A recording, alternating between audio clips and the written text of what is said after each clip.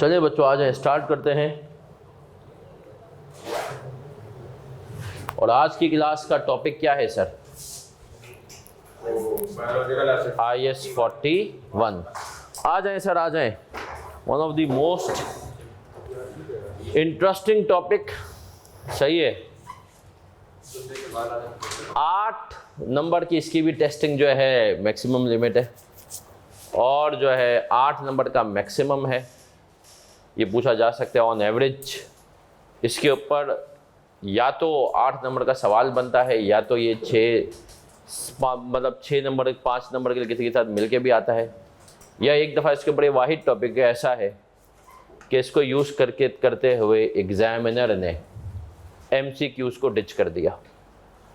मतलब एग्जामिनर ने एक दफ़ा इसका सवाल बना दिया, और वो सवाल था ट्रू फॉल्स का, 8 नंबर का। बोला कि आप बता दो ये चीज़ें ट्रू हैं या फॉल्स हैं कंसिडरिंग IS 40। चलें सर आ जाए, क्या बातें पढ़ेंगे इसमें, आ जाए। FR 1 में एक टॉपिक होता था गवर्नमेंट ग्रांट्स, ना याद है? इसमें आएगा grants related to biological asset. Easy है, इतना मुश्किल नहीं है। सिर्फ एक चीज़ याद रखना उसमें और इसमें एक फ़र्क है। वहाँ पर हमें लगता था कि ग्रांट हमें रिसीव हो जाएगी तो हम उसको रिकॉर्ड करना शुरू, मतलब हम ग्रांट को हमें वापस नहीं करना पड़ेगा, हम रिकॉर्ड करना शुरू नहीं कर देते।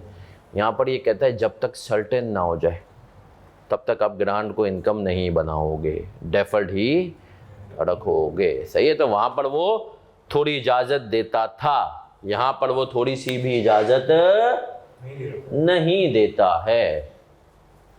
और एंड में पढ़ेंगे डिस्क्लोजर्स।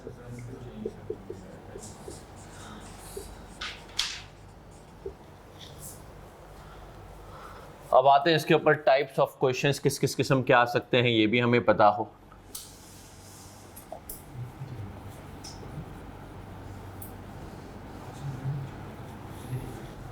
नंबर 1 जो इसके ऊपर जिस तरह के क्वेश्चंस आएंगे वो होंगे entries,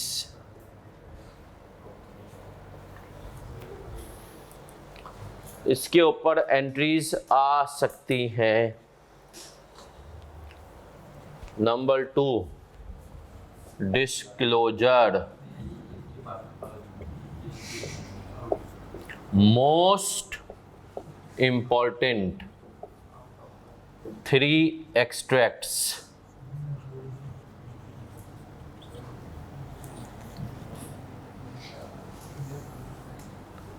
favourite for MCQs true false, और उसके अलावा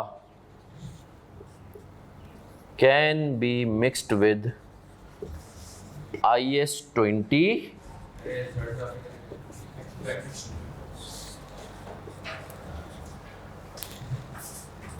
इस पे इंक भर दें। चलें सर आ जाए। सर हमने कहा ये कुल मिला के 6 बातें होंगी। इस पे कितनी बातें होंगी?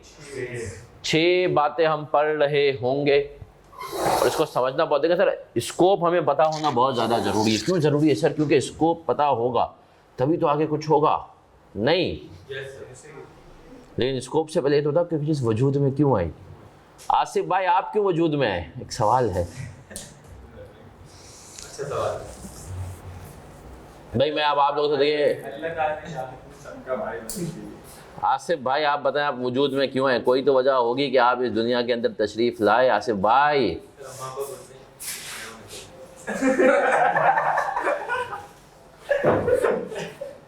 भाई आपको पता है मैं अब ये जवाब सुना भी नहीं सकता हूँ। कोई जवाब दे तो यार, आदमी ऐसा दे कि हम डिस्कस भी करें।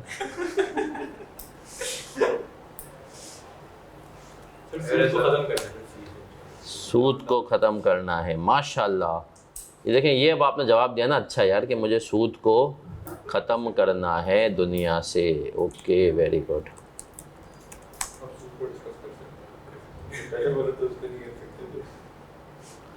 आसिफ भाई देखिए, ये होता है जवाब कि भाई एक मकसद है ना, आपने कहा मेरी ज़िंदगी का गोल बना लिया मैंने कि सूद को क्या करना है, इंशाअल्लाह।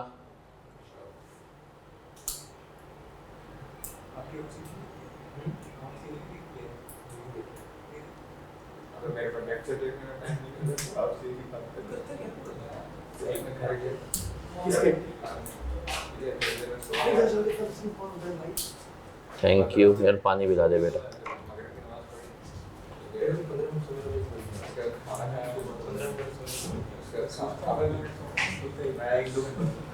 आ जाए नौजवानों, बाद में बताएगा आप कितनी देर सोए, आपके घर पे जाके क्या रूटीन होती है, सब चीज़ें हम बाद में भी डिस्कस कर सकते हैं। आ जाए, नहीं आ जाए सर। सबसे पहले देखें आप लोग, सर देखें मैं चाहता हूँ आप लोग सोचने वाले बने। देखें सीए में अगर अब जो आगे जाके बच्चा पास होगा ना, ज़्यादा वो अगर सोचने वाले, उसको लॉजिक्स बताओ। एक मासूमाना सवाल है, आप देखो सुनना भाई। IAS 41 में मैं बता देता हूँ चीज़ें क्या आती हैं। IAS 41 में आता है प्लांट्स और जानवर, सही है। अब एक बंदा प्लांट्स का काम कर रहा है भाई, एक बंदा जानवरों का काम कर रहा है। तो जो प्लांट्स का काम कर रहा है, जो जानवरों का काम कर रहा है सर, वो दोनों जो हैं, वो दोनों हजरात जो हैं प्लांट्स और जानवरों वाले, ये इन्वेंट्री में क्यों नहीं जा सकते थे भाई? नॉर्मल तुम कारपेंटर को बोलते हो तो इन्वेंट्री वाले कर, तो ये इन्वेंट्री में क्यों नहीं जा सकते थे?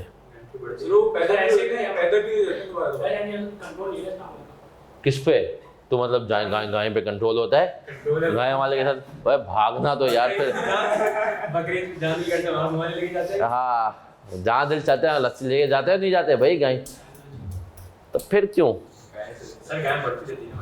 सर आसिफ भाई कहीं पढ़ा हुआ है क्या आपने पहले कहीं? सर देखें, नॉर्मल इन्वेंट्री है ना, उसको मैंने जब लेके रखा, ये लैपटॉप भी बेस्ट, लैपटॉप वाले की इन्वेंट्री थी ना, उसने मंगवा के दुकान पे रखे सर, वो जिस पोजीशन में वैसे ही रहती है जब तक कोई इंसान उसके साथ छेड़खानी ना करे, है ना सर। जानवर, इंसान, आप जानवर को जो है ना वैसे ही छोड़ दें, वो कुछ ना कुछ मुंह मारेगा और ग्रोथ उसमें क्या होती रहेगी, माना कि उस तरीके की नहीं होगी, लेकिन ग्रोथ क्या होती रहेगी। इसी तरीके से प्लांट्स आप लगा के रख दें घरों में, है ना, आप पानी वानी ना डालें फिर भी वो कुछ ना कुछ ग्रो होगा, सड़ेगा। तो सर ये वो इन्वेंट्री होती है जो नेचुरली ग्रोथ होती है। तो भाई ये इसीलिए नॉर्मल इन्वेंट्री के साथ नहीं हो सकती थी। बोला इसके लिए क्या किया जाए, अलग स्टैंडर्ड बनाया जाए। क्या हम यहाँ तक क्लियर हैं कि सर इसके लिए क्या हुआ जाए? अब आ जाए सर, ऑब्जेक्टिव समझ में आ गया। Deals with inventory that grows naturally.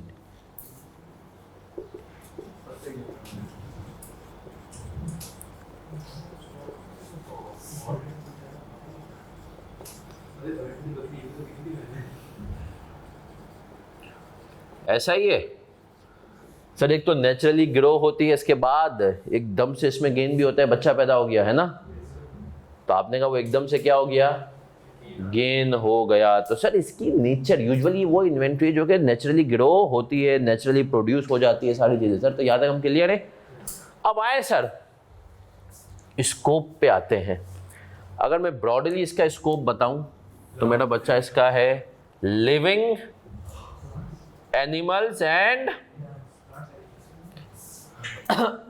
Plants. Biological acid की डेफिनेशन ही क्या है, लिविंग एनिमल एंड,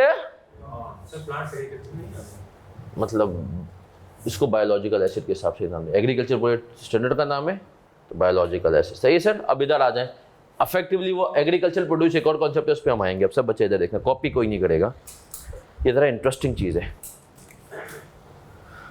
अच्छा, और ये वो चीज़ है जिसके ऊपर मैं कहता हूँ नॉर्मली हम पढ़े लिखे जाते नहीं, हालांकि सर इसके अंदर ये वो कारोबार है जो दुनिया में जितनी भी AI हो जाए ये चलता रहेगा। और ये वो कारोबार है सर जिसमें अगर एक दफ़ा आपको ये रास आ जाए ना, आप तरीका सीख जाए, तो फिर इसमें कोई ख़ास काम भी आपने नहीं करना, आपने करवाना है। हाँ, लेकिन ये है कि थोड़ा सा ये नेचुरल फैक्टर्स पे डिपेंडेंट होता है। अब आ जाए सर, सबकी तवज्जो इधर।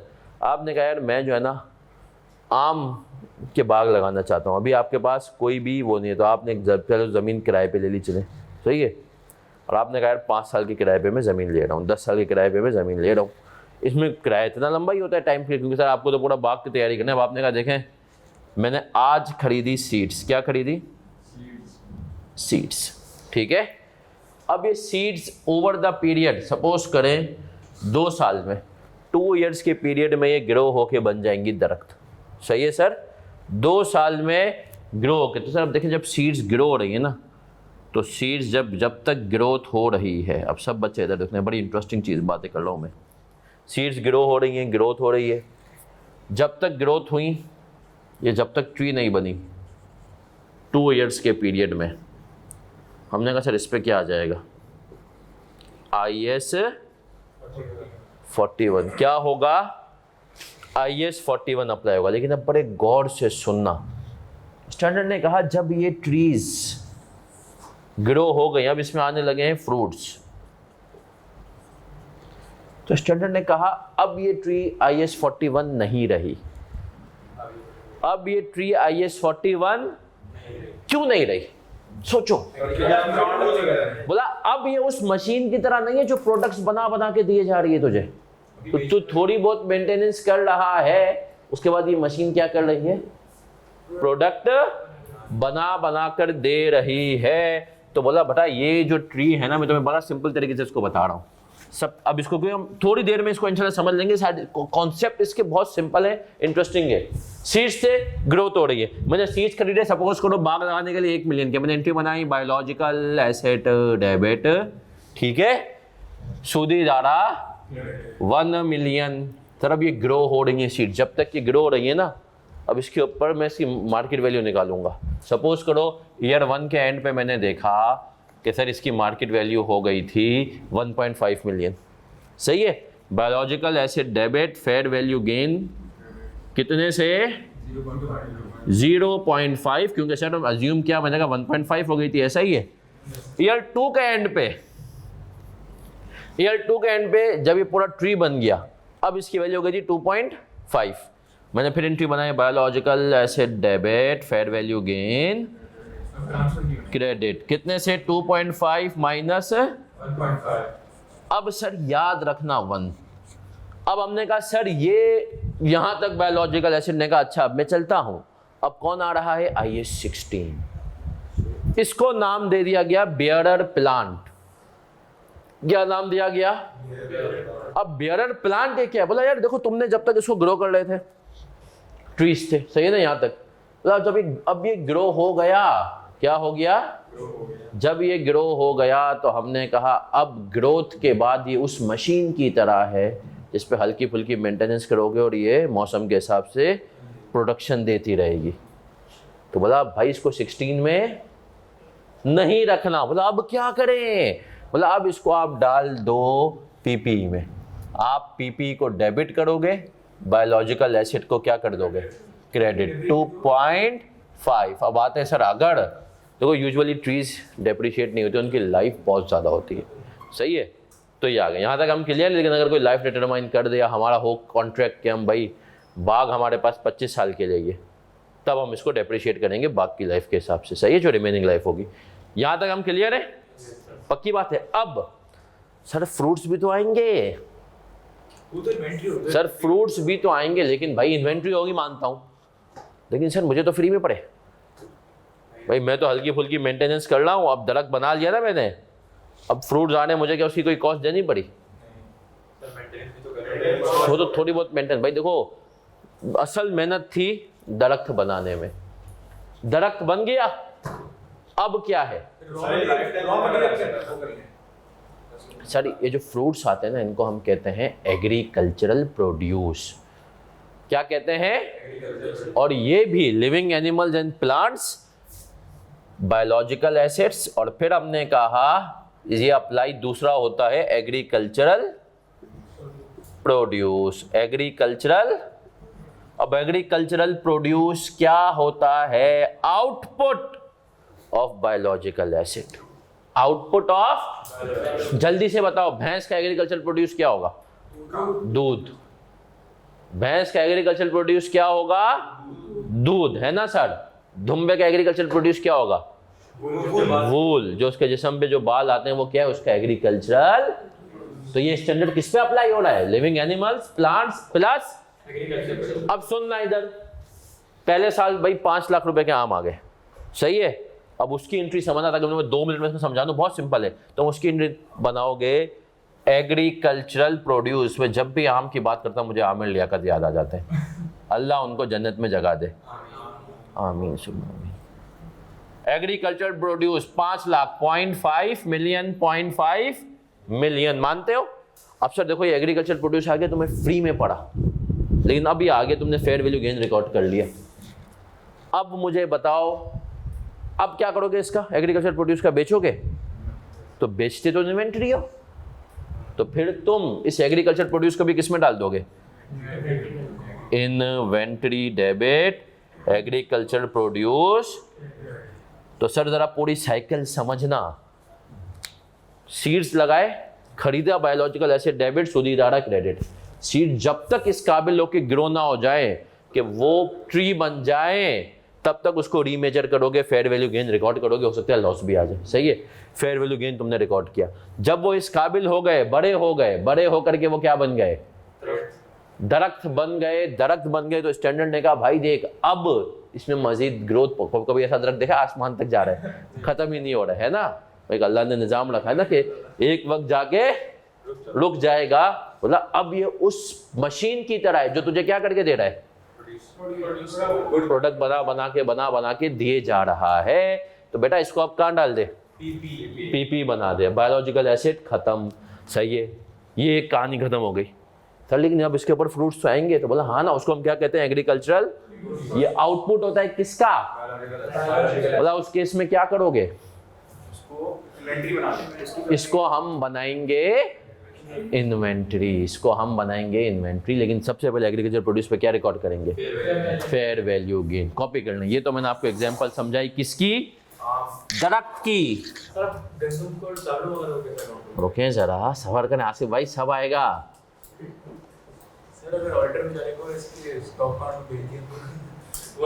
Yes, mix with IS 21। जी सर, फेयर वैल्यू गेन सवाल है, पीएनएल में जाएगा। बिल्कुल, जैसे इन्वेस्टमेंट प्रॉपर्टी का जाता था वैसे ही क्या जाएगा इसका भी।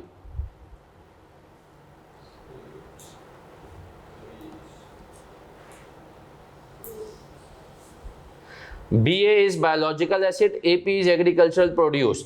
तो बायोलॉजिकल एसिड क्या होता है? लिविंग एनिमल और प्लांट, और उसका जो आउटपुट होता है उसको हम क्या कहते हैं?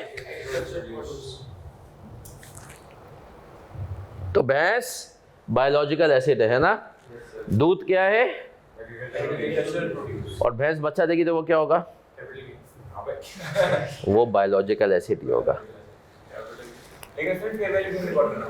हाँ, फ्री में पढ़ा ना बच्चा तो भाई तेरे को।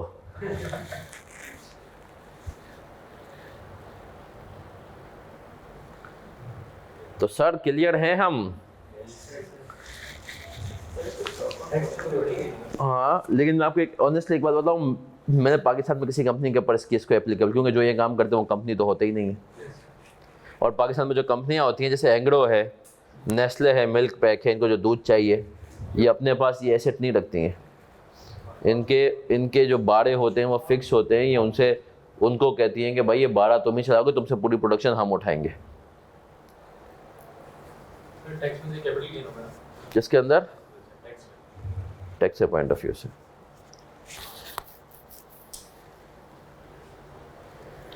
लेकिन सर एक दफा जिस आदमी को इसका बिजनेस का मजा आ जाए ना, आप करते हैं।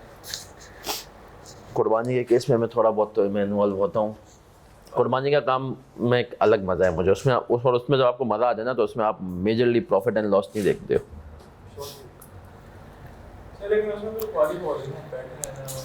ख्वारी थोड़ी करानी, मैं खुद थोड़ी करता हूँ ख्वारी।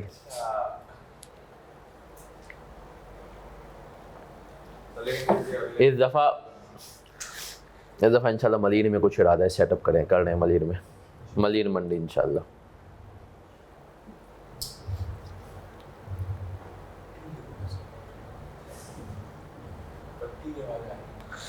सर क्या हम यहाँ तक क्लियर हैं? सर बता दूं, बड़ा इंटरेस्टिंग टॉपिक है ये, और ये मैं बताऊँ काम भी सर बड़ा इंटरेस्टिंग है। देखो इसमें मैनेजमेंट मुश्किल है, लेकिन वंस जब आपको जानवरों से जिसको प्यार होता है ना, उसके लिए मैनेजमेंट भी बड़ी आसान होती है।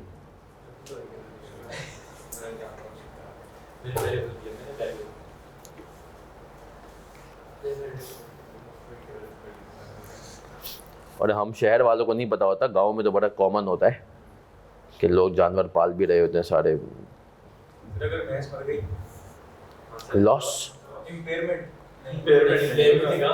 एकदम लॉस। जैसा ये भी आता है, भैंस इतनी जल्दी नहीं मरती। बकरा जो होता है ना, वो नाजुक है। वो बकरा आपको जो है ना घंटे, मैं अपनी ज़िंदगी में अल्लाह माफ़ करे 2 बकरे मार चुका हूँ। हमें जब बच्चे थे तो शौक़ तो था, बचपन से ना मुझे याद है, बच्चे इतने भी नहीं थे यार, मतलब 14-15 साल के थे। तो हुआ ये कि एक दोस्त बकरे लाया, उसके बकरे कुछ खाए नहीं, वो भाई 2-3 दिन वो भी परेशान, मैं भी परेशान। हुआ ये कि चपाती उसके बकरों ने खाना शुरू की। अब मैंने कहा देख चपाती खा रहे, उसने भी कहा यार खा रहे। मैंने कहा एक काम करते हैं, वही चपाती खिलाते।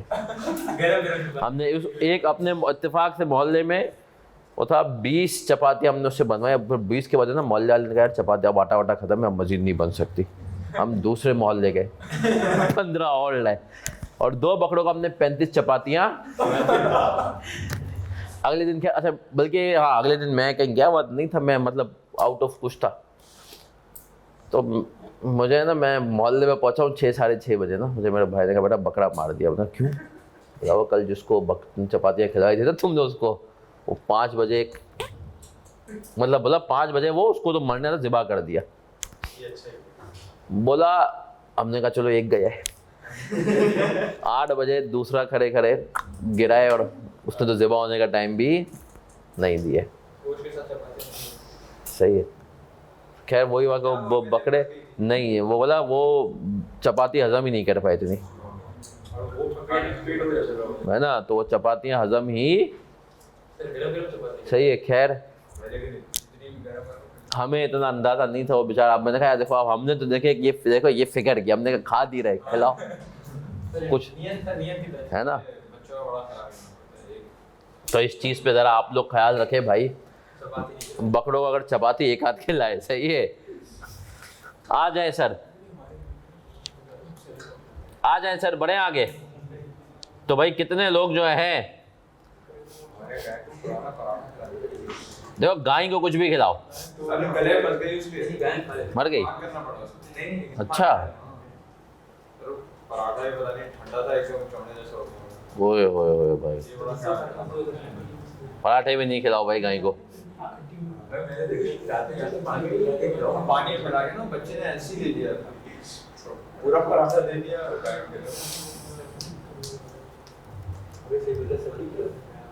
नहीं 7 अप तो इसलिए पिलाते कि उसका वो है। चले सर आ जाएं, हम कहीं और ही निकल रहे हैं। बायोलॉजिकल एसिड, लेकिन अब हम बायोलॉजिकल एसिड के एकदम से ख़त्म करने पे आ गए भाई, पहले उसको ग्रोथ होने दो यार।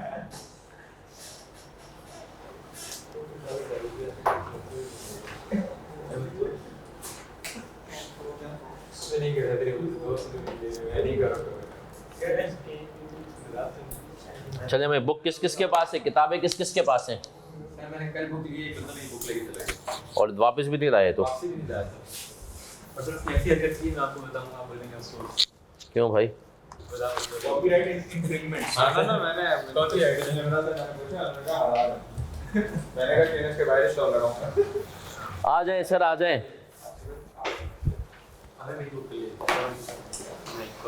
IS 41 नजर आ रहा है अब आप सबको? स्कोप पे आ जाएंगे हम इसके।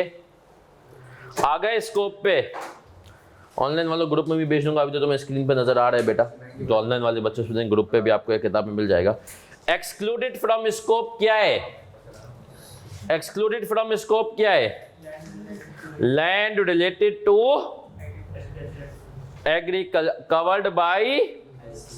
सर याद रखें अब सब बच्चे, स्कोप की एक्सक्लूजन्स दिमाग में रखें। इसने कहा भैया मैंने उस ज़मीन को निकाल दिया जिस पे तुम एग्रीकल्चरल एक्टिविटी करते हो, बाड़े के लिए तुमने ज़मीन यूज़ की थी उसको निकाल दिया, सही है। एग्रीकल्चरल लैंड के ऊपर मतलब अब देखो जब हम एग्रीकल्चर की बात करते हैं ना तो हमारे दिमाग में सिर्फ आता है ये फसलें, अब तुम्हारे दिमाग में क्या है, जानवर वानवर सब इसी पे आएंगे, सही है ना सर। तो एग्रीकल्चरल लैंड इसमें से आउट हो गई, वो आए तो IAS 16 कवर करेगा, या IAS अपनी है तो 16, किसी और की है तो IAS 40। फिर कह रहा है intangible assets related to agricultural, क्या मतलब है सर? हमने कहा कि सर इंटेंजिबल एसेट्स, भाई आपको हुकूमत ने आपको राइट्स दे दिए कि पाकिस्तान में कराची के अंदर ट्रॉट फिश जो है उसकी फार्मिंग तुम ही करोगे, अभी तुम्हारे पास लाइसेंस है ना। पाकिस्तान टूर पे गए बोलते हैं मछली खिलाई मीठे पानी की, ये वो, भाई कराची वाला बोलते हैं क्या खिला रहा है, इससे अच्छी मेरी सुरमई है, सही है ना। तो पॉइंट क्या है, लेकिन फार्मिंग सर, फिश फार्मिंग एक बहुत बड़ी फील्ड है ना सर। वो एक जापान में नहीं मछली ईल, कभी उसके ऊपर सर्च कीजिएगा सर, वो ईल जो है ना सोने से महंगी जाती है ना सर। वो तो जैपनीज उसके बड़े वो होते हैं कि भाई, तो वहाँ पर उसकी बड़ी अच्छी फार्मिंग। सर अगर आप फिश फार्मिंग है ना तो वो किस में जाएगी,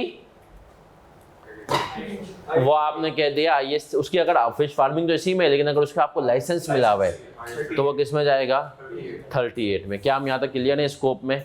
पक्की बात है। अब सर एक मासूमाना सवाल पूछता हूँ तुम लोगों से। सर जैसे अभी हमने यहाँ पे ट्रीज की एग्जांपल ली, सीड से बने ट्रीज है ना, तुमने भैंस का बच्चा लिया, वो मतलब भैंस बड़ी होकर दूध दे रही है, क्या मैं उसको बियरर एनिमल कहूँगा? कहूँगा बियरर एनिमल? कहूँगा बियरर एनिमल? नहीं, स्टैंडर्ड ने कहा सिर्फ बियरर प्लांट हो सकता है, बियरर एनिमल सर दूध देती रहेगी, बट याद रखें प्लांट जो होता है ना उसकी ज़िंदगी, उससे फ्यूचर बेनिफिट काफ़ी सर्टेन होते हैं, चाहे जानवर हो चाहे इंसान हो। सांस का क्या भरोसा, समझ रहे हैं सर? सांस का क्या भाई, है ना सर। आप में से, हम में से कोई भी है, अभी बज रहे हैं 12 मतलब 5 कम, हम बोले ना अगर हम में से कोई भी इस गारंटी से कहते कि यार 12:55 पे मैं जिंदा होऊंगा, तो हम नहीं कह सकते, है ना सर। अफेक्टिवली सही है। और भैंस जो है सर उसका भी ऐसा ही है ना भाई, आपको तो बोला सर्टेन नहीं होता भाई कि आप उससे फ्यूचर, वो एसिड का क्राइटेरिया याद है, कंट्रोल होता है तो भैंस को कंट्रोल, लेकिन सर फ्यूचर बेनिफिट सर्टेन। तो याद रखें अकाउंटिंग ने कहा जो भी ऐसी चीज हो जो सांस जिसके दो आपको, तो फिर आप उसको बायोलॉजिकल एसिड बनाओगे, लेकिन आप उसको बेयरर प्लांट नहीं बना सकते हो, सही है, क्योंकि आपको उसको यार 16 के हिसाब से लॉन्ग टर्म बेनिफिट नजर, सही है। क्लियर है सर? तो आ जाए, यहां तक हम क्लियर हैं। बेयरर का मतलब है कि यार जो वो खड़ा रहे, जो सही है जी। क्या कह रहे हैं? यूजुअली भैंस, लेकिन यार हमने कहा ना उसको बायोलॉजिकल एसिड कहेंगे, लेकिन बेयरर प्लांट नहीं कहेंगे। नेचुरल डिजास्टर एक बहुत रेयर इंस्टेंट है ना, बिजली गिरी ये वो, है ना। जानवर है भाई, वो जानवर तो जैसे पराठा खिला दिया किसी ने, फंस गया गले में, अब बोले भाई मेरा तो कसूर नहीं था ना यार। तो भैंस पीपी में कन्वर्ट, जानवर पीपी में कन्वर्ट नहीं हो सकते। आए सर आए, सबसे पहले आते हैं, हमने कहा एग्जिस्ट, डेफिनेशन में नजर आ रहा है एक्टिव मार्केट के बारे में।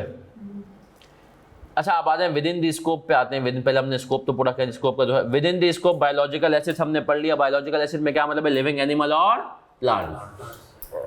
एग्रीकल्चरल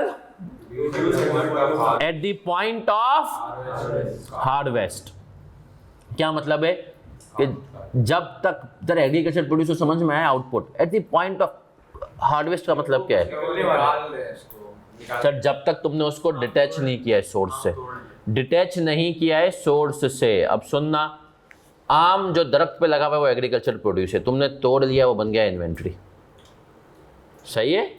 तो अकाउंटेंट तुम्हें क्या लगता है प्रैक्टिकल लाइफ में, अकाउंटेंट ये बनाता होगा agriculture produce debit, fair value gain मतलब अभी आम है, उसने कहा रुक जा पहले एंट्री बना के आऊँ फिर उसने कहा आप तोड़ दे। प्रैक्टिकल लाइफ में सर ऐसा वो एक एंट्री बनाते हैं, inventory debit fair value gain. तो एग्रीकल्चरल प्रोड्यूस बैलेंस शीट पे यूजुअली नहीं आ रहा होता। सही है सर।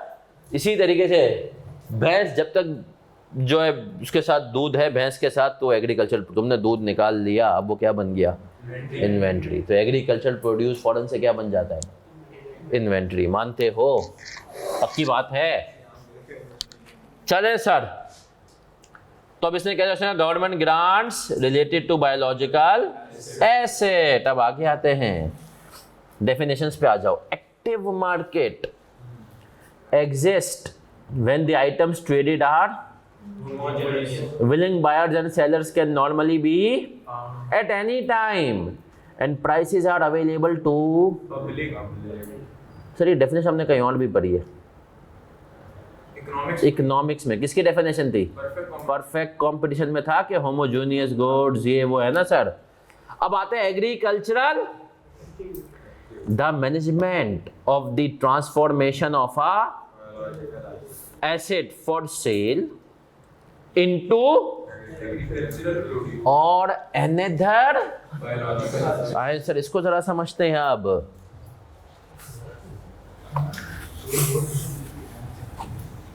सर एग्रीकल्चरल एक्टिविटी क्या होती है? जिसमें तुम, कौन? जिसमें तुम बायोलॉजिकल एसिड को करते हो। एग्रीकल्चरल एक्टिविटी का मतलब होवे है जिसमें तुम बायोलॉजिकल एसिड को क्या करते हो? मैनेज करते हो। किस पर्पस के लिए? 3 पर्पस के लिए। सेल, सही ना? Management of biological acid, management. अब याद रखना, अभी जैसे कुर्बानी का सीजन है सर, लोगों ने अभी 24 की कुर्बानी हुई नहीं, लोगों ने 25-26 के लिए बुकिंग करना शुरू कर दी है। तो वो हाँ वो तो शादी वाली इन्वेंट्री होगी ना, 40 नहीं 40 में आएगा भाई। देखो जानवर है, अगर जानवर है तो मैं अगर उसको मैनेज करूंगा अब कि इसको 2 साल बाद कुर्बानी के काबिल करवा के किसी को बेच सकूं, सेठ को, तो मैंने कहा ये अब क्या है? बायोलॉजिकल एसिड है। तो बायोलॉजिकल एसिड के पर्पजेस बता रहे हैं कि तुम उससे पर्पज, ये एक्टिविटी का मतलब ये बता रहा है कि तुम उसको जो मैनेज कर लो तो उसके 3 ही पर्पज हो सकते हैं। क्या? पहला सेल, पहला क्या है? तुम उसको बेचोगे, सही है। दूसरा है एग्रीकल्चरल, तुम भैंस को बड़ा कर रहे हो, किस लिए? दूध के लिए, है ना सर। तो तुमने कहा एग्रीकल्चर प्रोड्यूस आएगा उसको बेचूंगा, तो ये भी क्या है? एग्रीकल्चरल एक्टिविटी में है। तीसरा additional,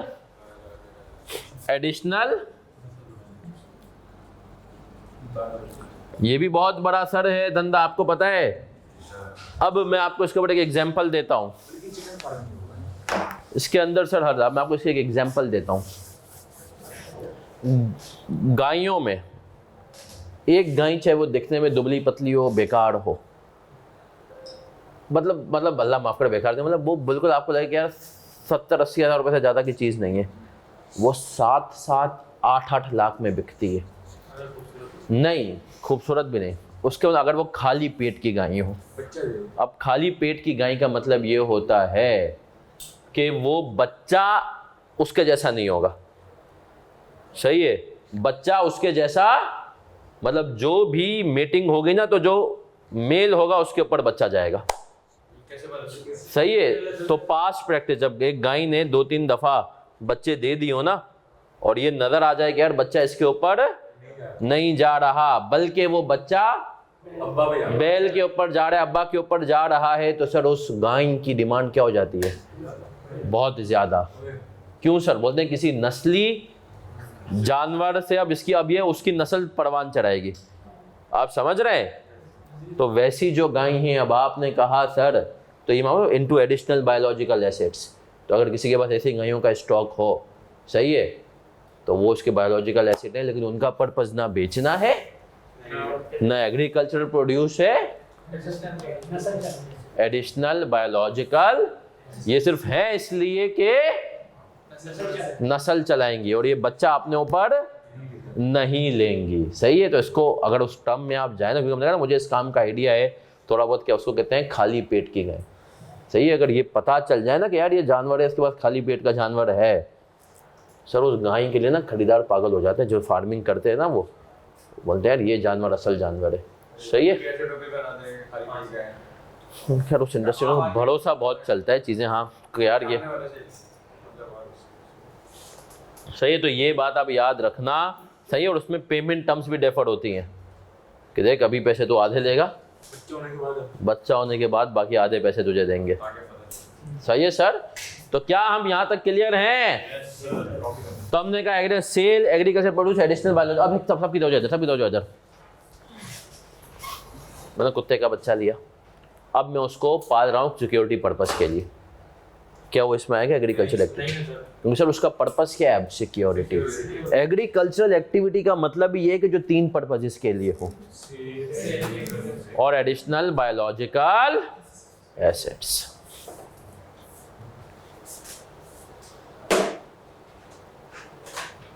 additional biological assets, Junaid Saeedi 3rd ये लिखा है बेटा।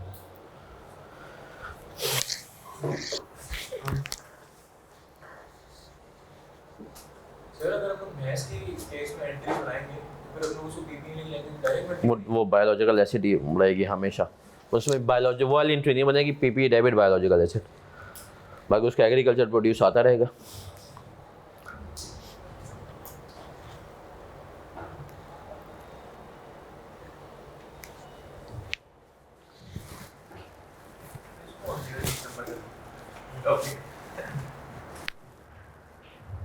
अब एक मासूमाना सवाल पूछूं,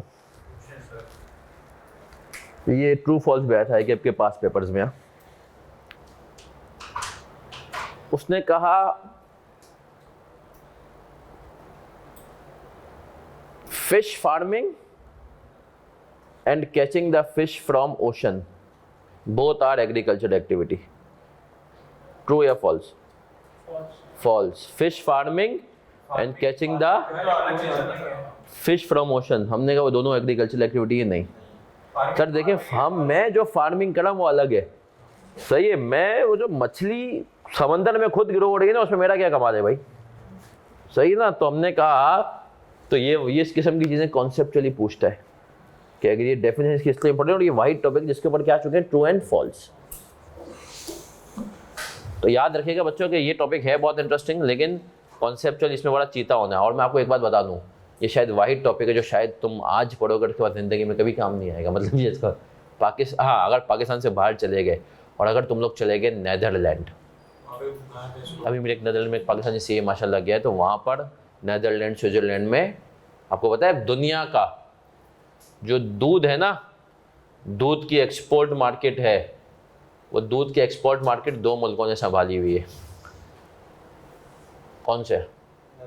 नहीं, नेदरलैंड ने दूध की नहीं संभाली, नेदरलैंड बाकी प्रोड्यूस के, स्विट्जरलैंड और भारत। ब्राजील तो गोश्त बेचते हैं, ब्राज़ील गोश्त की तरफ, इंडिया भी गोश्त में भी बहुत बड़ा प्लेयर है। वो गोश्त अब खाते नहीं है, लेकिन वो एक्सपोर्ट उनका बहुत होता है। सही है ना, आ जाए। बल्कि एवन जब हालात अच्छे थे ना, अगर आज भी हालात अच्छे हो जाए ना, तो आपको कुर्बानी के जानवर सस्ते हो जाए। इंडिया से जब हालात अच्छे थे तो इंडिया से जानवर आते थे भाई कुर्बानी के।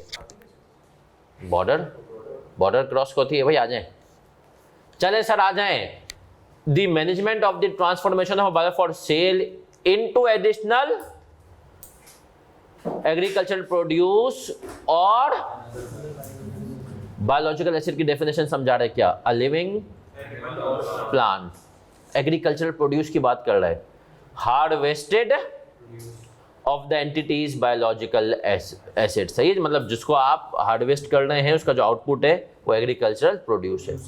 बायोलॉजिकल ट्रांसफॉर्मेशन, बड़ा हो रहा है वो, the process of growth. Degeneration, degeneration मतलब क्या होता है?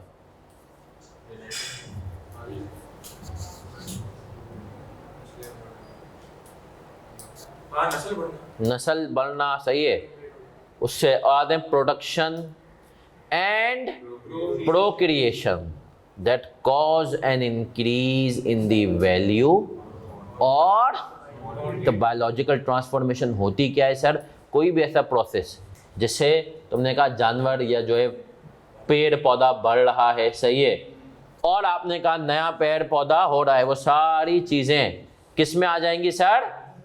बायोलॉजिकल हार्वेस्ट पे आते हैं। The process of detaching produce from a biological acid और सर सुनना, ये भी बोल, भैंस मर गई ना तो आप इसकी जबान में कहेंगे भैंस हार्वेस्ट हो गई। इसकी जबान में आप क्या कहेंगे? भैंस हार्वेस्ट हो गई। तो इसको सीजेशन ऑफ इट्स, देखो नहीं काम की है तो भी बायोलॉजिकल एसिड है, सही। लेकिन जैसे ही वो तुमने कहा कि इंतकाल फरमा गया, आपने कहा ये क्या हो गई? वो हो गई हार्वेस्ट हो चुकी है। नहीं मर गई तो खत्म, अब भैंस। हाँ पाकिस्तान में रह के हम कर सकते हैं कि चलो भाई अब इन्वेंट्री, सही है। भाई देखो लांठी कोरंगी में आपको जितना भी बीफ के नाम पे बिरयानी मिलती है उसमें सब में भैंस का गोश्त होता है, जिंदा भैंस, लेकिन और ये फैक्ट है, सही है। अच्छा बाकी जगहों पे भी, शहर के बाकी हिस्सों में भी कहीं ना कहीं भैंस का होता है, सही है सर। वजह ये होती है कि भैंस का गोश्त गाय के मुकाबले में 200-300 रुपये तो सस्ता होता है। दूसरी बात, भैंस का गोश्त जो है वो पिंकिश ज़्यादा होता है। आपको पता है गांव में अगर अभी भी कोई बच्चा गांव में है ना इंटीरियर के, तो उससे कभी आप पूछिएगा तो वहाँ पर जो अमीर आदमी होता है ना वो भैंस की कुर्बानी करता है, गरीब करता है गाय की। और दुनिया भर में वाकई में लोग गोश्त भैंस का खाते हैं, दूध गाय का पीते हैं। ये हम जो एशिया है ना, पाकिस्तान, इंडिया, बांग्लादेश, हम दूध भैंस का पीते और गोश्त गाय का खाते। ठीक है सर, आ जाए अफेक्टिव। भाई अगर आप भैंस का दूध डायरेक्ट पिए ना तो पहली दूसरी दफा आपको पेट खराब हो जाएगा। भैंस के दूध का वो गाढ़ा इतना है भाई, वो एक तो गाढ़ा, दूसरा वो मीठा है ये। लेकिन आपको सच बता दूं, लेकिन एक दफा अगर आपको आदत लग जाए, मैं आपको, मेरा मानना है 99% जो कराची के अंदर जो दूध वाले हैं ना, ये सब या तो पानी मिलाते हैं, बस के अंदर एक पाउडर भी डालते हैं इसको गाढ़ा करने के लिए आर्टिफिशियली। गाय का, अच्छा एक बात, एक और बात याद रखें, गाय का दूध तो नेचुरली लोग मिलाते हैं। इवन जहाँ से बाहरों से पैक होता है ना आपके घरों पे आने के लिए, जो टंकी होती है ना, उसमें रेशो ये होता है कि अगर 35-40 मन की देंगे, 35 kg भैंस का दूध है ना तो 5 kg गाय का होगा। क्योंकि देखो गाय इज ए क्वांटिटी। भैंस एक दिन में भैंस मैक्सिमम 2 टाइम दूध देती है, तो एक वक्त में मैक्सिमम 7 दे सकती है, तो 14 दे सकती है मैक्सिमम। अगर नॉर्मली 5-6 देती है, गाय जो है एक वक्त में 10 से 11 लीटर देती है। तो गाय जो है इज क्वांटिटी, भैंस के में भैंस जो दूध है क्वालिटी। तो वो आपके जो आप याद रखें, हमने शायद सिर्फ बाड़े में गए हों तो हमने प्योर भैंस का दूध पिया जिससे पेट खराब हो, वरना वो खुद भी जो बाड़े वाले होते हैं ना उनको भी इंस्ट्रक्शंस होती हैं, भाई 35 में 5 kg किसका डलेगा? गाय का, फिर पानी नहीं डलेगा, सही ना सर। तो ये उस तरीके से वो अपना एक साइकिल चलाते हैं, पूरा प्रोसेस होता है। कभी आप लोग देखिए, आप मेरे जो दोस्त का वहाँ पे जाइए चलिएगा, वो पूरा इनका एक वो बड़ा सा टब टाइप का होता है, मतलब जिसमें 2-3 बड़े और 8-10 छोटे बच्चे स्विमिंग पूलिंग करते हैं, वो वाला। उसके अंदर वो डाल रहे होते हैं, उनका रेशो होता है, और हर बाड़े में उसी हिसाब से होता है कि यार अपना आप ये समझें कि हर 16 भैंसों के ऊपर 4 गायें होती हैं, 3 गायें होती हैं, तो सब उसी में जमा होता है, फिर वो वहीं से फिर वो होता है। तो सर याद रखें कि ये एक अलग इंडस्ट्री है, कभी इसके ऊपर बात नहीं। वो टब होता है, वो टब के ऊपर फिर वो निकाल के डाल रहे होते हैं। लेकिन वैसे मैं आपको एक बात बता दूं, दूध उसके बाद आके वहाँ पे फिल्टर भी होता है, सही है सर। बस नहीं पता, अब और नहीं पियेंगे आप लोग आज, लेकिन आपके पास पाक साफ, आपके पास शफाफ होके आता है, याद रखें। यार वो भी तो बनता तो है। आ जाए effective for periods beginning on और आफ्टर 1 जनवरी 2000। बेयर प्लांट क्या होता है? Is a living plant. देख लें बेयर एनिमल, तुम कभी ये नहीं कहोगे कि यार चलो भाई ये जो है भैंस है अब सिर्फ दूध देगी तो इसको बेयर एनिमल बना दें, नहीं। सिर्फ तरफ bearer plant is the living plant that is used in production और is expected for more than one period, has a remote of being sold except. अब सर बड़े गौर से सुनिएगा सर। हमने कहा नहीं दरख्त बिक सकता है। देखो दो तरह के दरख्त होते हैं, एक वो दरख्त होते हैं जिनकी फॉरेस्ट्रेशन होती है, वो होते ही लकड़ी के लिए, वो बायोलॉजिकल एसिड ही है, सही है। अब सर सुनिएगा, ये बेरर प्लांट वो होता है जो फ्रूट दे। तो उसमें तीन बातें हैं, क्या वो प्रोड्यूस देगा, एक से ज़्यादा पीरियड के लिए एक्सपेक्टेड देगा, और तीसरा remote likelihood of being sold as, मतलब तुम उसको कभी भी लकड़ी के लिए नहीं बेचोगे, है ना। कोई पागल ही होगा, कोई चर्सी होगा, हीरोइनची होगा, जो कि उसने काट दिया दरख्त, चल भाई अब इसकी में वो है ना। और ना एक नॉर्मल आदमी कोई भी होगा बोलेगा भाई आम दे रहे भाई इसको भाई क्यों, है ना। तो बेरर याद है ना, ट्रीज भी दो तरह के होते हैं। वो ट्री जो बड़ा हो गया लेकिन मेरा उसका मकसद ही क्या था कि मैं उससे लकड़ी, तो वो बायोलॉजिकल एसिड ही रहता है जिंदगी भर। वो ट्री जो मैंने कह दिया कि मैंने उसको, मेरा मकसद ये था कि इससे मैं फ्रूट्स, तो वो बायोलॉजिकल एसिड से बेरर प्लांट बन जाता है, सही है सर। तो याद रखिएगा हर ट्री जैसा बस में बताता सर, ये जो फसलें उगती हैं ये बायोलॉजिकल एसिड ही रहती हैं, सही है। ये जो फसलें उगती हैं ये जिंदगी भर क्या लेती हैं, बायोलॉजिकल एसिड ही रह रही होती हैं, सही है सर। और जैसे ये तैयार हो जाती हैं इनको हम काट लेते हैं तो फिर ये इन्वेंट्री बन जाती हैं। फ्रूट वाले एग्रीकल्चर में जाएंगे और जो लकड़ी के लिए हैं वो लकड़ी वाले वो बायोलॉजिकल एसिड में ही जाएंगे। चलिए सर, अब अगर आप अगले पेज पे आ जाए, नेक्स्ट पेज पे, तो आपको एक टेबल नजर आएगा जिस पे लिखा हुआ भी है लास्ट डे रिवीजन।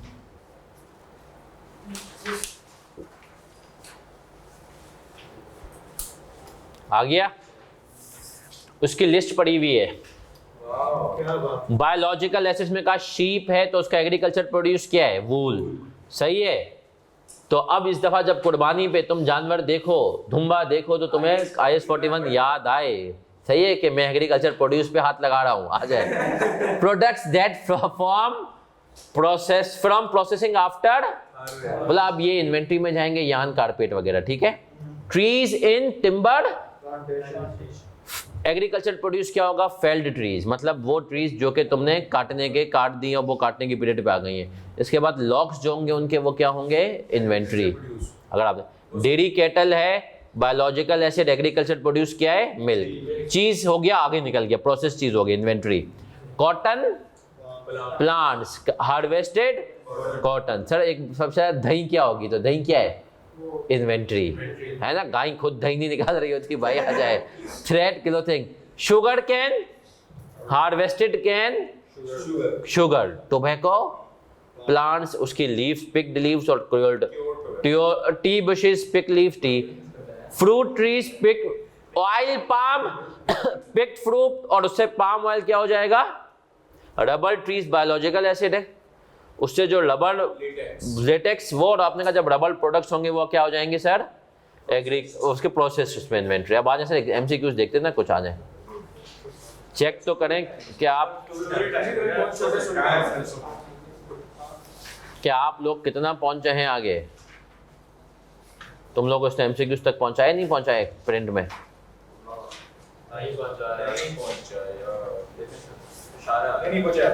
पहुंचाए, नहीं पहुंचाया है, अल्लाह। ट्रू एंड फॉल्स वाला सवाल है, आए सर ट्रू एंड फॉल्स वाला सवाल करते हैं पास पेपर्स का।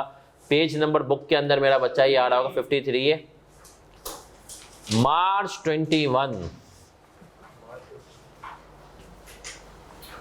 क्वेश्चन नंबर 1 विद, अब ये आप हजरात ने बताना है जो हम अभी कर सकते होंगे, ठीक है ना, हम उस पे जाएंगे, ठीक है। पहला, both fish farming and ocean farming are agricultural activities, ऐसा है क्या, no, false. 2, IS 41 does not apply on, however it applies on produce growing on bearer plant. No sir, False, ये true, true, बोले IS-41 बेरर प्लांट पे apply नहीं होता, वो तो पीपी में है ना, इट अप्लाइज ऑन। देखा अब ये दिमाग पेपर में कहते अरे भाई फॉल्स है ना बेटा, ये ट्रू है। अब आ जाए MCQ नंबर 8 पे आएंगे। Once wool is extracted from the sheep, subsequent processing of wool into carpets is accounted for under IS-2. True। क्या से ऑनलाइन वालों हम साथ हैं, क्लियर हैं? हाँ देखिए बेरर प्लांट वो कह रहा है IS-41 डज नॉट अप्लाई। एक दफा ट्री बन गया ना, आप वो 16 में चला गया, उसके ऊपर IS-41 अप्लाई नहीं हो रहा है, लेकिन जो उसके ऊपर फ्रूट आ रहा है उसके ऊपर अप्लाई हो रहा है। सही है सर। ओशन फिशिंग बेटा एग्रीकल्चरल एक्टिविटी नहीं है। एग्रीकल्चरल एक्टिविटी क्या होती है? जिसमें हम खास बायोलॉजिकल एसिड के ऊपर मेहनत कर रहे होते हैं कि जिससे हम उससे एक और बायोलॉजिकल एसिड बनाएं, उसी को बढ़ा करके बेचे, या हमने कहा उसका एग्रीकल्चर प्रोड्यूस बेचे। अब ओशन जो है वो एग्रीकल्चर, वो तो नेचुरली हो रही है, तो एग्रीकल्चरल एक्टिविटी नहीं है। यहाँ तक हम क्लियर हैं? अब सर याद रखें कोई भी एसिड हो, मैं सिर्फ इसकी बात नहीं कर रहा 41 की, किसी भी एसिड में ना तुम्हें इनिशियल और सब्सिक्वेंट मेजरमेंट आ जाती है। 16 में आई थी ना, काजी कितनी मेहनत करता है, अभी तक कर रहा है FIR 1 में। मुझे उसने अभी तक, इस दफा मैं FIR 1 में आऊँगा रिजल्ट के बाद, उसने कहा यार मैं पहले 16, अभी तो फॉर्म में आया हूँ मैं। सही है, तो आ जाए। अब सब बच्चे सर, लेकिन काजी ने बताया सर इनिशियल मेजरमेंट पहले दिन कैसे अकाउंटिंग करोगे और बाद में कैसे करोगे? इनिशियल मेजरमेंट मतलब क्या होता है? आज कैसे अकाउंटिंग करोगे? सब्सिक्वेंट का मतलब क्या होता है?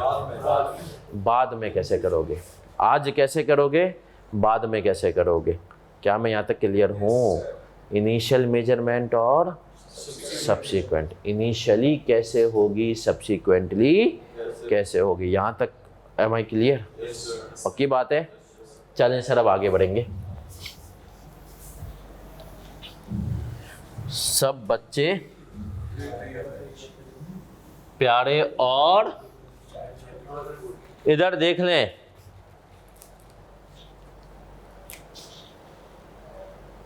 सर इनिशियल मेजरमेंट और सब्सिक्वेंट मेजरमेंट के लिए पहले हम पूरा बोर्ड बना के एक टेबल बनाएंगे, फिर उसको इंशाल्लाह समझेंगे। तो कल ही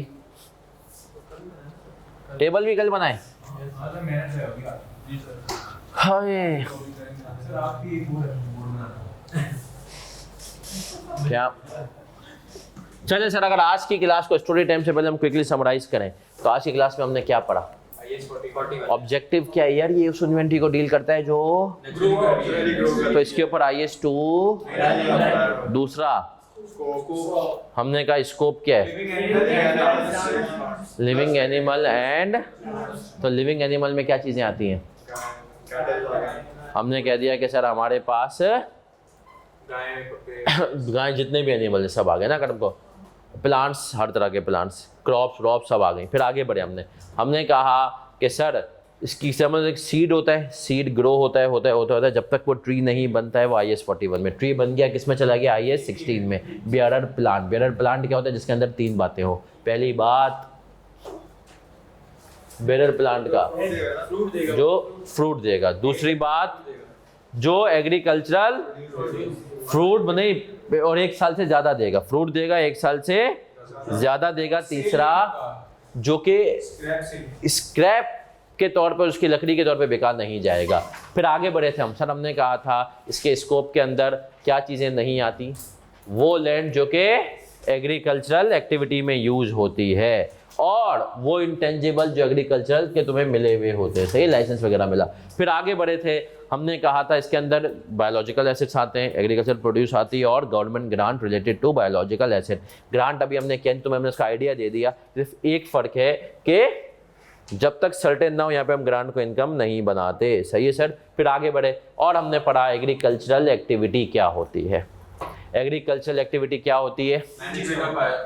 बायोलॉजिकल एसिड को हम मैनेज करते हैं 3 पर्पज इसके लिए, या तो उसको बेचने के लिए, जैसे कुर्बानी के जानवर को बड़ा करके बेच रहे हैं, एग्रीकल्चर भैंस को बड़ा करना है कि दूध, हमने कहा उनको जो है हम उनसे एक और एडिशनल बायोलॉजिकल एसिड बनाएंगे। फिर आगे बढ़े और हमने क्या पढ़ा? और हमने पढ़ा कि सर हमारे पास और बाकी हार्वेस्ट क्या होता है कि बायोलॉजिकल एसिड को उसको डिटैच कर देना या उसकी लाइफ खत्म हो जाना। सही है सर। सही है। फिर हमने टेबल देखा कि सर किसमें क्या चीज़ और हमने ट्रू फॉल्स किए। यहाँ तक हम क्लियर हैं सर। फिर हमने कहा इनिशियल और सब्सिक्वेंट मेजरमेंट पे हम आए। सही है सर। यहाँ तक एक साइड सर। यहाँ तक हो गया आज की क्लास का स्टोरी टाइम। और स्टोरी टाइम में जो सबसे इम्पोर्टेंट टॉपिक पे बात करूँगा ये पंजाब।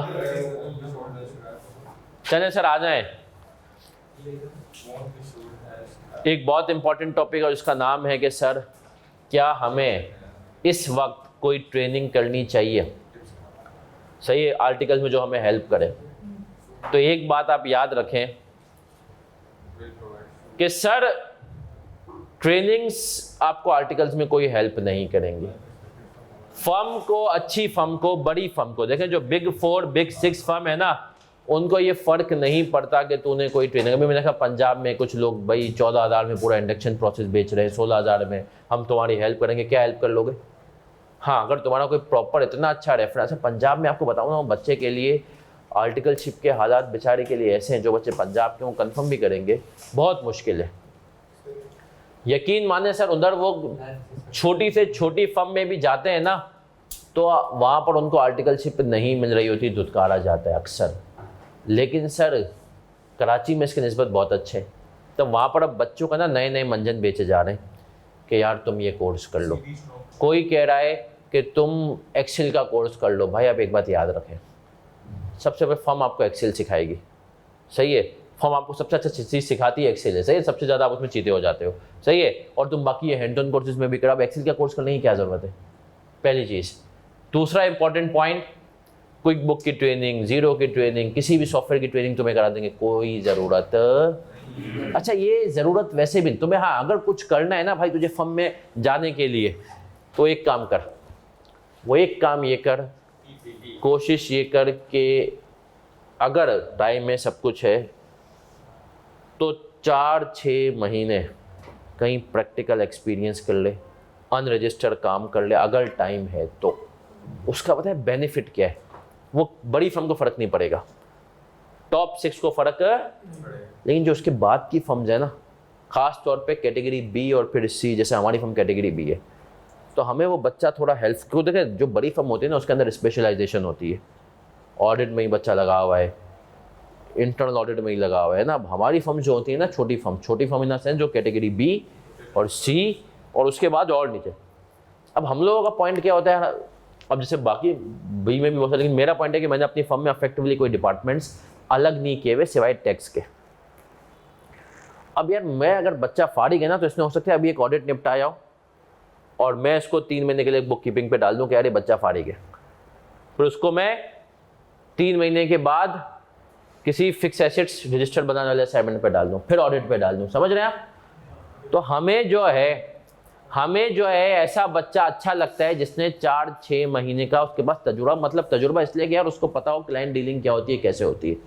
तो अगर कोई भी तुम्हारे पास आए कि भाई तू ये मंजन ले ले, मतलब ये कोर्स ले ले, फला कर ले, तो आपने कहना भाई नहीं ये नहीं करना, मुझे प्रैक्टिकल नॉलेज दे दे, काम करवा ले, मैं फ्री में कर दूंगा, कोई पैसे चार्ज नहीं करूंगा 3-6 महीने के लिए। लेकिन वो तुम्हें कैटेगरी बी याद रखना और फिर सी और उसके नीचे के लिए हेल्प कर सकता है। कैटेगरी ए की भी कुछ फर्म है जिनमें हेल्प कर सकता है, लेकिन बिग 6 के लिए भाई सिर्फ एक चीज़ मैटर करती है, तुम्हारा पेपर का बैकग्राउंड। क्योंकि देखो पॉइंट अक्सर बच्चे ना, वो अब आप देखेंगे सोशल मीडिया पे बहुत सारे बच्चे कंप्लेन भी करते हैं कि यार ये बिग 4 बिग 6 का कल्चर क्या है, इसको ख़त्म होना चाहिए, सही है ना सारी चीज़ें। क्यों भाई? दुनिया में हार्वर्ड भी तो है ना, उसमें भी सबका एडमिशन सही है, येल है, बाकी भी यूनिवर्सिटीज़ हैं, पाकिस्तान में IB हैं, है ना सर। तो देखिए सर, ये जो टॉप यूनिवर्सिटीज़ है ना, ये हमेशा चाहती हैं, जो टॉप फर्म है ना, इनका एक माइंडसेट हमेशा ये होता है कि यार हमारे पास क्रीम है। अब देखो उनको तुम्हें कैसे असेस करेंगे? सबसे पहले सिर्फ हो सकेंगे FTS से, फिर उसके बाद जो उनका अपना टेस्ट होता है, सबसे पहले वो FTS से असेस करेंगे कि भाई ये बच्चा बोला, मतलब कि इसने कितनी जल्दी पेपर निकाले। भाई देखें ना, आप खुद सोचें ना उसके पास और क्या जुगाड़ है यार। और अगर तुमने क्राइटेरिया मीट कर दिया, फिर वो देखते हैं FTS में भी सबसे तेज़ किसने पेपर निकाले, फिर उसके बाद वो बोलते हैं अब आजा तू टेस्ट दे। सही है, पेपर ICAP को तो दे दिया, हम तो टेस्ट करें। तो सर वो एक पूरे प्रोसेस से चल रहे हैं। सही है, फिर इंटरव्यू, फिर उसके बाद वो हायरिंग करते हैं। अब उनकी एक कैपेसिटी है यार, अब वो भाई जितने भी बच्चे आप वो है ना, अब उनकी एक कैपेसिटी, लेकिन बच्चा ये बात अभी मान नहीं रहा है यार मैं नीचे की फर्म्स में सही है कहूँ। पॉइंट क्या है कि भाई आप मेरिट पे जाए, सही है, लेकिन मैं यहाँ पे कहता हूँ अगर किसी का बहुत स्ट्रॉन्ग सोर्स हो ना तो भाई यूज़ करने में भी कोई मसला, बहुत स्ट्रॉन्ग सोर्स हो किसी की, मतलब आपको पता हो कि मैं पहुँच सकता हूँ तो उसको भी करें, फिर आपकी पहुंच है ना। सही है। मैं ऑनेस्टली स्पीकिंग कोशिश यही करता हूँ, मैं कभी खुद किसी के पास नहीं जाता हूँ कि यार मुझसे बच्चे की सीवियाँ ले लो, आज तक नहीं गया हूँ। हाँ, अगर मुझसे मांगता है कोई कि यार 23 बच्चे की सीवी दे, सही है, तो फिर मैं देता हूँ। अगर मैं फिर उन बच्चों से, जो बच्चे जिनको मैं पर्सनली जानता हूँ ना, फिर उनसे जिनका नहीं हुआ होता, सही है, जिनका नहीं हुआ होता नहीं कैफ के बाद, और जो बच्चे जिनको मैं पर्सनली जानता हूँ, सही है ना, तो उनको मैं उनकी सीवीज़ मैंने फॉरवर्ड मतलब की हुई हैं और उनका माशाल्लाह अच्छी जगहों पे सही है हुआ भी है, चाहे वो इंडस्ट्री हो चाहे, लेकिन मेरी आदत है मैं कभी भी खुद से अनटिल एंड अनलेस कोई बच्चा गोल्ड मेडलिस्ट हो, मेरे 2 स्टूडेंट्स थे गोल्ड मेडलिस्ट, सही है, मेरे इत्तेफाक से जिन्होंने मेरे पेपर में गोल्ड मेडल थे उनके तो माशाल्लाह वैसे ही आराम से PWC में हो जाती थी, लेकिन उन्होंने एक ने लिया था ऑडिट में और एक ने लिया था ये MFA से पहले BM होता था उसमें, उनकी इंडक्शन ही कहीं नहीं हुई। फिर मैंने मतलब उनकी KPMG में करवाई, मैंने कहा कि सर KPMG में, फिर मैंने सिर्फ वो 2 बच्चे हैं जिनका मैंने कहा कि सर ये बच्चे, बोलते हैं नहीं सर ये लेवल्स के नहीं। मैंने कहा एक बात सुने, एक आगा खान बोल्ट की खातून थी और एक जो है लड़का था इंटर बोर्ड का, एक बात सुने, जो आप A लेवल्स के इतने भरम दे रहे हैं ना, इन बच्चों ने ऑडिट के अंदर और BM के अंदर उन सबको पीछे किया है, उनके मेरिट गोल्ड मेडल नहीं है, इनके मेरिट और गोल्ड मेडल है। सर फिर किस बात का, वो उनको बात समझ में आई, सर ये बच्चे तो निकले ना आगे। फिर उन्होंने उनको माशाल्लाह केटर किया। तो आप पॉइंट समझते हैं कि सर, तो पॉइंट इज दैट कि यार अभी किसी कोर्सेज के चक्करों में ना पड़ो, अभी तो मुझे पेपर निकालने पे हो, और मेन चीज़ तुम्हारा इंटरव्यू में कम्युनिकेशन स्किल्स अच्छी हो। देखो जो बड़ी फर्म है ना वो ये देखती है कि यार ये बच्चा कल को क्लाइंट पे जाएगा तो ये इंसान के बच्चों की तरह डील कर पाएगा, सही है, क्लाइंट पे ये बदतमीज़ी वाला फैक्टर, एटीट्यूड के मसाइल तो नहीं है, तो बाज़ मरतबा तुमसे बिहेवियरल क्वेश्चन भी होते हैं, सही है, कोई जानबूझ के ऐसे क्वेश्चन होते हैं जिस पे तेरा दिमाग घूमे, सही है, वो ये चेक करते हैं कि यार पेशेंस लेवल क्या है। कभी कभी जानबूझ के तुम्हें वेट कराया जाएगा। मैंने अपने फर्ग्यूसन के इंटरव्यू में बताओ कितनी देर का वेट किया, 2.5 घंटे का, 2.5 घंटे का वेट। मतलब मैं 4 बजे इंटरव्यू था और वो शुरू हुआ 6:30 बजे। लेकिन ये तो गलत है। नहीं, पॉइंट वो यार देखो गलत है, बिल्कुल गलत है, इसमें ऐसा होना चाहिए मेरे हिसाब से, अगले हर बंदे के टाइम की कीमत है। लेकिन सर वो होता ये है कि आप जब फर्म के एनवायरनमेंट में जाएंगे ना आपको पता ही नहीं चलेगा कि कब 2 से लेकर 6 बज जाते हैं। अरे 6 बज गए, चलो सही है ना। तो पार्टनर में कोई मीटिंग आ गई, किसी मैनेजर की कोई मीटिंग आ गई थी, 3 बंदे बैठे, उन्होंने सबसे बोला यार sorry you have to wait long, तो उन्हें मुस्कुराते हुए sir no issues at all, सही है, क्योंकि मैं तो फारिग वेल ही था उस टाइम। मैंने कहा मेरे को करना क्या है, सही है, लेकिन 6:30 का उन्होंने 50 मिनट का इंटरव्यू लिया है मेरा, सही है, 50 मिनट का इंटरव्यू लिया है उन्होंने। तो आप पूछते क्या है, घुमाते कैसे? फिर कभी बताएंगे सर, वो घुमाएंगे आपको, वो आपको कभी कभी अजीब बोले हम तुमसे एक सवाल पूछे तो मुझसे फिर इसकी मजीद एक्सप्लेनेशन के हमसे और सवाल नहीं कर सकते, जो सवाल पूछा है उसी का जवाब देना है। फिर कभी जब हम थोड़ा आगे बढ़ेंगे तब बताऊंगा, सही है। तब जब वो मुझसे सवाल के जवाब मतलब इस किस्म से पूछते हैं ना, तो भाई वो आपको ये करते हैं, किसी से पूछते हैं कि यार ये बताओ तुम अभी सीढ़ियाँ चढ़ के आई हो, कितनी काउंट्स किए, स्टेप्स कितने काउंट्स थे, कुछ भी बोलते उनको मार सकते हैं। सही है। फिर इसी तरीके से पूछते हैं कि पीछे वाली दीवार का कलर क्या होगा, पीछे नहीं देखना, आगे वाली दीवार का सही है। तो ये चेक करते हैं। इथोपिया के प्रेसिडेंट की बीवी का नाम बता, सही है, ये चेक करते हैं कि ये इंटरव्यू में ये क्या चल रहा है। कुछ ऐसे सवाल पूछेंगे जो अभी तेरे सिलेबस में नहीं है, वो भी पता है क्यों होते हैं, सिर्फ ये असेस करने के लिए कि यार इसको अगर कोई चीज़ नहीं आती तो एक तो तुक्का कितना रेलिवेंट मारता है, या ये इतना जिगरा है कि कह दे कि सॉरी आई डोंट नो, या कहेगा कभी कभी ये कहना भी अच्छा होता है कि भाई आई डोंट नो या आई कांट रिकॉल। मैं आपको सच बताऊं, अगर आप एक गलत जवाब देना, आपको लगे कि यार एक तो एक चीज़ आपको आती नहीं है ना, और आप उसका अगर बिल्कुल गलत जवाब देने वाले, तुक्का भी आपको लगे कि यार मेरे तो तुक्के भी ऐसे ही होते हैं कि वो यूं जा रहा है। मेरे दोस्तों के आंसर हो रहे थे +50 और मेरा आता था -500, तो आप बोले I can't recall, I don't know. सही है ना। तो उससे मेरे साथ कल मैंने एक इंटरव्यू लिया, एक बच्चे ने बोला ऐसे ही में का बच्चा था, उसने बोला सर आई कांट रिकॉल। मैंने कहा ठीक है।